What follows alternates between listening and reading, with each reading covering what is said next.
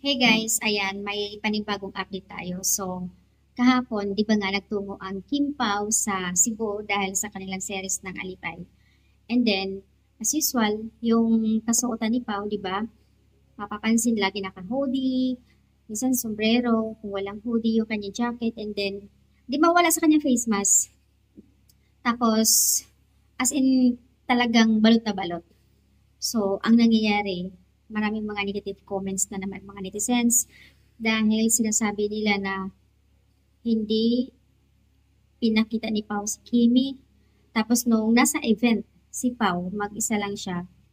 Hindi daw kasama si Kimi dahil may kasama si Pao na ibang Chinese girl. Wow. Sino kaya yun? Grabe sila makagawa ng kwento, ano?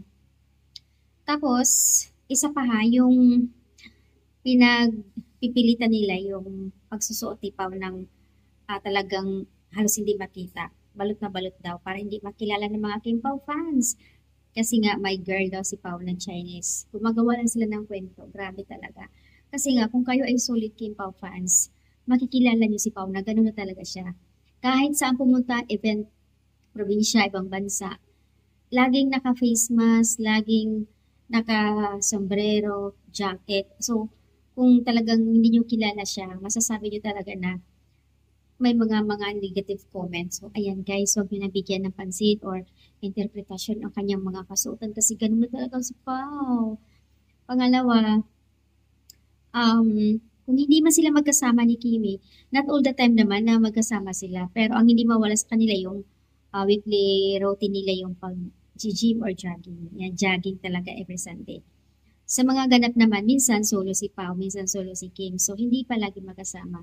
Kasi yung iba, kasi pag hindi nakikita si Kimi, o bakit wala si Kim? Pag si Kim naman, o bakit wala si Pao?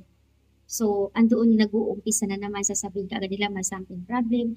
Bakit kasi ayaw umamin or may something na naman sila na hindi sila okay, kaya tinatago. So, kinakahiya. Yun yung mga madalas comment nila eh. Huwag naman ganun guys kasi hindi naman lahat ng pagkakataon na magkasama ang dalawa kasi nga minsan may individual na ganap sila, 'di ba? Sa series naman ng Alibay, tuloy-tuloy ang taping nila sa Cebu. So, ayan, masasabi ko lang guys, so, huwag bigyan ng kahulugan kung ano, kasi minsan nababasa ko sa Twitter, nakakaloka. Iba-iba ang mga komento nila eh. About Kimi, about Pau, kay Kisho, ganito si Pau, ganyan, kinakaya si Kimi, di kasama. Tapos may ibang girl, tapos kaya daw balot ng balot. Aba. So, ayan lang guys yung aking update. So, guys, abangan nyo yung pagpunta ng Kim Pao sa 40th anniversary ng Chowking. Doon nila gaganapin sa Mall of Asia Complex. October 11 yun. So, guys, abangan nyo guys kasi para makakapunta kayo dun. Pagkakataon nyo na makikita nyo si Kimi magpa-picture kung makita nyo sila doon sa.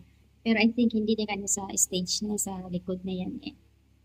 So, yan lang po yung aking update. See you guys. Thank you so much sa pag-subscribe sa aking channel. All King Pao fans, maraming salamat sa support po.